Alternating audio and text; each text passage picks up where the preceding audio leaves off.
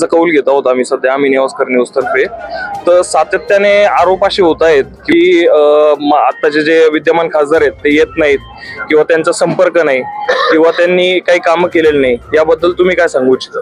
मी 2014-2019 दोन्ही निवडणुकीमध्ये या शिर्डी लोकसभा मतदारसंघात नेवाशा जनतेने मला भरघोस मतदान केलं आणि मला निवडून दिलेलं आहे। मी निवडून आल्यानंतर प्रत्येक गावामध्ये काम देण्याचा मी पहिली गोष्ट म्हणजे मी जिल्हा परिषदेच्या मागाशी भाषणामध्ये मी उल्लेख केला, मी पहिला राज्याचा आणि महाराष्ट्राचा खासदार असेल जिल्हा परिषदच्या शाळेला कम्प्युटर देणारा। आणि दुसरी महत्त्वाची गोष्ट म्हणजे मी गावामध्ये सभा मंडप न देता त्या मंदिराच्या परिसरामध्ये ब्लॉक दिले, त्या ठिकाणी सभा मंडप दिले, त्या ठिकाणी सोलर हायमॅक्स दिलेत। परंतु हे काम करत असताना आम्ही वाजवलं नाही, आम्ही कामं केले पण ते वाजवलं नसल्यामुळे लोकांच्या लक्षात आले नाही। आणि आम्ही कार्यकर्त्याच्या मार्फत हा लोकसभा मतदारसंघ आहे हे तर माझा एकच प्रश्न आहे त्यांना की मी सक्रिय राजकारणामध्ये काम करत असताना कार्यकर्त्यातला आमदार होतो आणि आमदाराचा खासदार झालेला आहे। 2014 मी अनेक वर्ष मी 2018ला मी श्रीरामपूर तालुक्यामध्ये उंबरगावला जागा घेतली। 2018 पासून ह्या श्रीरामपूर तालुक्यामध्ये उंबरगावलाच राहिला आहे। मी श्रीरामपूर तालुक्यामध्ये शिर्डीचा मतदार पण आहे आणि मतदार असल्यामुळे ह्या भागातल्या ज्या समस्या आहेत त्या सोडवण्याची भूमिका माझी आहे। मी प्रत्येक गावामध्ये 2-3 कामं केले पण ते वाजवल्या नसल्यामुळे लोकांना असं वाटतं की कामं केले नाही, परंतु जे वाजवणारे ते बोलतात मी लय फिरलो आहे। माझा एकच प्रश्न आहे, तुम्ही सक्रिय राजकारणामध्ये होते तर तुम्हाला त्या 2005 कोटीचा खर्च करायचा निधी असता तो 1,31,00,000 रुपये शिल्लक का राहिला? तुम्हाला अधिकार दिलेला आहे, तुमच्या खिशात ते पैसे आहे, तुम्ही हा खर्चित निधी का राहिला? आणि दुसरी गोष्ट माझी आहे की मी खासदार म्हणून मी काम करत असताना आझाद मैदानामध्ये निवडण्याच्या संदर्भात 2 दिवस मला मच्छर चावले। मी त्यावेळेस खासदार होतो, मला परत मतं मागायचा विषय नव्हता, परंतु ज्या जनतेने मला मतं दिलेत त्याचं काम झालं पाहिजे। 45 वर्ष लोकांची वाट बघत होते आणि म्हणून आम्ही सांगितलं 45 वर्ष रखडलेल्या कामाला गती देणारा खासदार। आम्ही जलदूत आणि जलनायक म्हणून कधी बोललो नाही। तुमच्या काळात मध्ये या काँग्रेसवाल्याला माझं आव्हान आहे, ज्या प्रकल्पाची किंमत 8 कोटी रुपये होते आज 2023ला राज्याचे मुख्यमंत्री एकनाथ शिंदे साहेब, देवेंद्र फडणवीस साहेब आणि अजितदादा पवार साहेबांच्या नेतृत्वाखाली जी कॅबिनेट झाली त्याला 5,177 कोटीवर गेलं।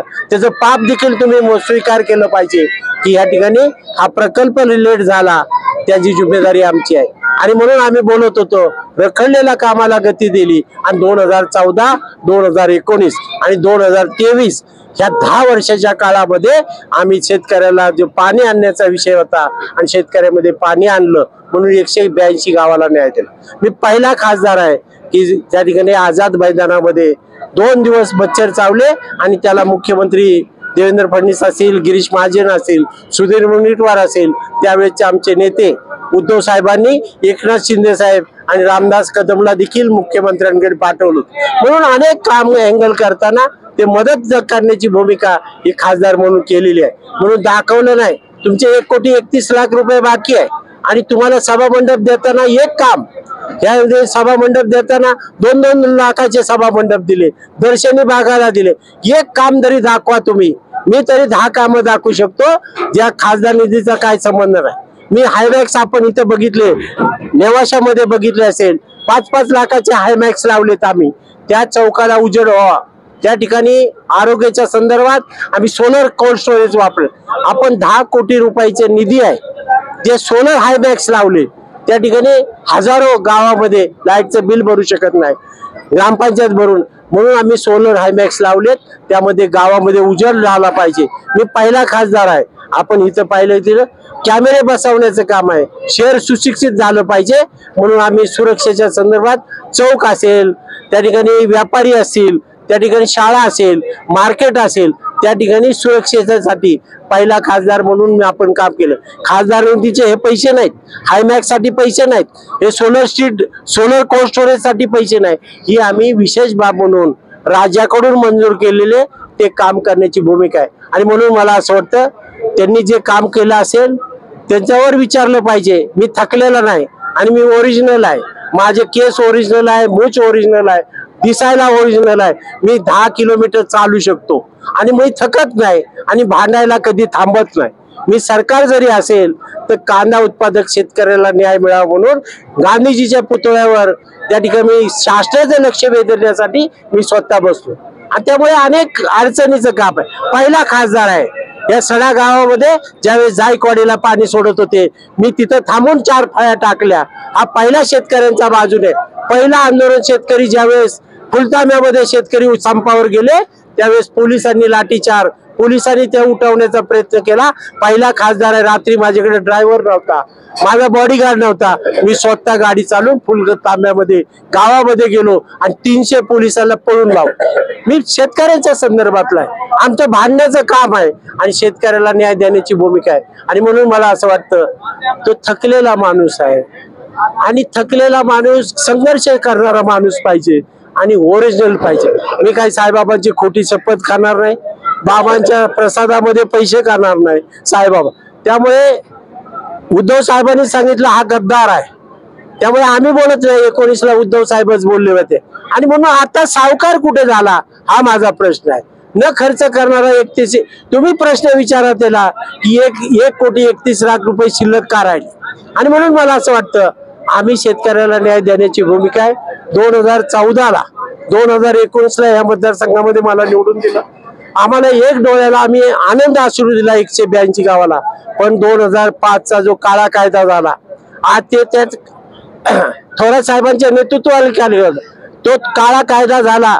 आज नेवासा तालुक्यामध्ये पाणी येतं, त्या ठिकाणी पाणी येत असं धरणात पाणी असेल तर आपण नेवासापर्यंत पाणी सोडू शकतो. पण 2005चा कायदा असा आहे की जायकवाडी धरण 109 TMC पाणी आहे, 65% ते भरलं पाहिजे. म्हणजे 70 TMC पाणी जर भरलं नाही तर वरचं 80 TMC पाण्यातलं खाली सोड. म्हणजे 4थं रोटेशन ह्या मतदारसंघामध्ये ब्रिटिशांनी न्याय दिलेला आहे आणि ते पाप घालवण्याचं काम आहे आपल्या पुढाऱ्यांनी केलं. आणि ते पुढाऱ्याचं मी बोलणार नाही आता, पण त्याला खरं पर्याय करायचा असेल तर 115 TMC पाणी घाटपात्याचं पाणी आपण अडवल्यानंतरच आपल्या जो 7 तालुक्याला त्या ठिकाणी वर्धन होईल, वंचित राहिलेल्या भागाला पाणी मिळेल. आणि म्हणून डबल इंजिनचं सरकार केंद्रात मोदी साहेब, राज्यात युती झालं तर ते 40 ते 50 हजार कोटीचा प्रकल्प आपण करू शकतो. आणि लोकशाही पद्धतीने मला आठवतंय मी 15 वर्ष आमदार होतो, मला सांगावं लागायचं मी आमदार आहे, अधिकारी सांगायचे थांबा. पण 2014ला ह्या भागाचा नेतृत्व करत असताना साईबाबाचा खासदार झालो. माझं कार्ड जरी गेलं बाबाचा खासदार म्हणून सन्मानाने आतमध्ये बोलवतात. काम झाल्यानंतर मला गाडीपर्यंत त्यांनी बाबांच्या नावाचा धंदा केलेला आहे, हा सदाशिव लोखंडेंनी केला. त्यामुळे बाबांचा खरा उपयोग आम्ही 182 गावाला केलेला आहे. भविष्य काळामध्ये या डबल इंजिनच्या सरकारने आम्ही घाटमाथ्याचं पाणी, समुद्रात जाणारं पाणी अडवून या 7 तालुक्याला न्याय देण्याची भूमिका आमची राहील. धन्यवाद. Powered by Yashwantnagar. आपलं हक्काचं घर बांधा. प्रशस्त सिमेंट रोड, वीज कनेक्शन, स्ट्रीट लाईट, पाण्याची पाईपलाईन, गार्डन, ड्रेनेज लाईन अशा अनेक अम्युनिटीजने सुसज्ज असलेली नेवासा फाटा येथील एकमेव स्कीम. आपल्या यशवंतनगर मध्ये कलेक्टर NI 44 प्लॉट्स व रो हाऊस उपलब्ध, तसेच होम व प्लॉट लोन उपलब्ध. आमचा पत्ता सेंट जोसेफ स्कूल शेजारी नेवासा फाटा. आजच संपर्क करा. श्री अभिजित अष्टेकर 8855075140. श्री कैलास करंडे 8805559333. श्री किशोर भगे 9404039007.